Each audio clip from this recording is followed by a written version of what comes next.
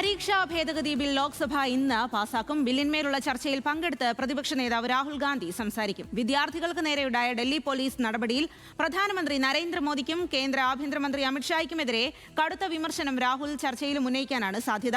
അയോധ്യ സംഭാവന കൊള്ളയിലും പ്രതിഷേധം കടുപ്പിക്കാനാണ് പ്രതിപക്ഷത്തിന്റെ തീരുമാനം. കെ.സി. വേണുഗോപാൽ എം.പി അടിയന്തര പ്രമേയത്തിന് നോട്ടീസ് നൽകിയിട്ടുണ്ട്. ഇ.ആർ. രാഗേഷ് വിവരങ്ങളുമായി ചേരുകയാണ്. രാഗേഷ്, എന്തായാലും ഇന്ന് സഭ ചേരുമ്പോൾ ഒരുപാട് വിഷയങ്ങൾ അവിടേക്ക് ചർച്ചയിലെത്തും. അതിലെ ഏറ്റവും പ്രധാനമെന്ന് പറയുന്നതാണ് ഈ പരീക്ഷാ ഭേദഗതി ബില്ല്. അതിലെന്താണ് പ്രതിപക്ഷം എടുക്കുന്ന നീക്കം, തീരുമാനം എന്നുള്ളതും ഏറെ നിർണായകമാണ്. മറ്റെന്തെല്ലാം വിഷയങ്ങളാണ് ഇന്ന് അവിടെ ചർച്ചയാകുക? ഇന്നും പാർലമെന്റ് പ്രക്ഷുബ്ധമാകാനുള്ള സാധ്യതയാണോ ഉള്ളത്? സ്വാതി, പരീക്ഷാ ഭേദഗതി ബില്ലിൽ ഇന്നും ചർച്ച നടക്കും. കാരണം ഏതാണ്ട് 11 മണിക്കൂർ ചർച്ച ഇന്നലെ പൂർത്തിയായിരുന്നു. ആദ്യം ഗൗരവ് ഗൊഗോയാണ് പ്രതിപക്ഷത്തു നിന്ന് ഈ ചർച്ചയിൽ പങ്കെടുത്ത് സംസാരിച്ചത്. പിന്നീട് പ്രിയങ്ക ഗാന്ധി സംസാരിച്ചു, കെ.സി. വേണുഗോപാൽ സംസാരിച്ചു. ഏറ്റവും ഒടുവിൽ ശശി തരൂർ രാത്രി ഏതാണ്ട് 10 മണിയോടുകൂടി സംസാരിക്കുകയും ചെയ്തു. അപ്പോൾ ഈ ചർച്ച ഏതാണ്ട് പൂർത്തിയായി കഴിഞ്ഞു. പക്ഷേ ഇന്ന് 12 മണിക്ക് ഏതായാലും ചർച്ച വീണ്ടും പുനരാരംഭിക്കും.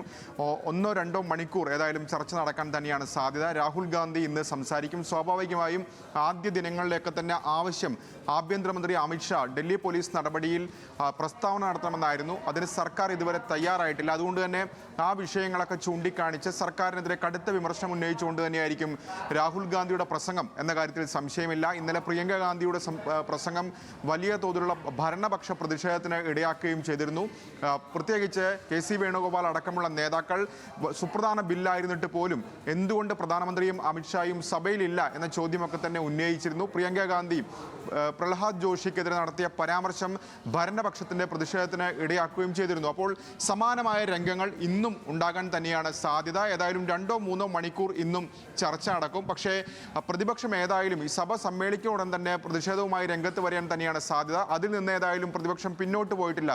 ബില്ലുമായി സഹകരിക്കുന്നു. വിദ്യാർത്ഥികളുടെ ഭാവിയെ ആലോചിച്ച് ബില്ല് പാസ്സാക്കാൻ അനുവദിക്കാം, ചർച്ചയിൽ പങ്കെടുക്കാം എന്നാണ് പ്രതിപക്ഷം സ്വീകരിച്ചിരിക്കുന്ന നിലപാട്. പക്ഷേ ആഭ്യന്തരമന്ത്രി പ്രസ്താവന നടത്തണം എന്ന ആവശ്യത്തിൽ പ്രതിപക്ഷം ഉറച്ചു നിൽക്കുകയും ചെയ്യുന്നു. അതുകൊണ്ട് തന്നെ 11 മണിക്ക് സഭ സമ്മേളിച്ചാൽ ആ വിഷയം ഉന്നയിക്കും. ഒപ്പം തന്നെ ഇന്നത്തെ നോട്ടീസുകളൊക്കെ തന്നെ നോക്കുകയാണെങ്കിൽ അയോധ്യ വീണ്ടും വലിയ തോതിൽ ചർച്ചയാക്കി കൊണ്ടുവരുന്നുണ്ട്. അതിപ്പോൾ ലോക്സഭയിൽ കെ.സി. വേണുഗോപാൽ അടക്കമുള്ളവർ നോട്ടീസ് നൽകിയിട്ടുണ്ട്.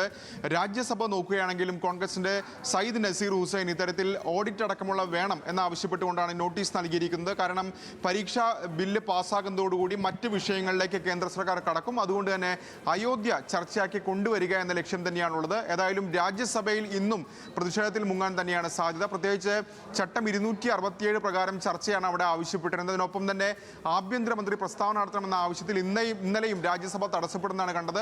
സമാനമായ രീതിയിലുള്ള പ്രതിഷേധം ഇന്നും രാജ്യസഭയിൽ തുടരും. സ്വാതി. ശരി രാകേഷ്.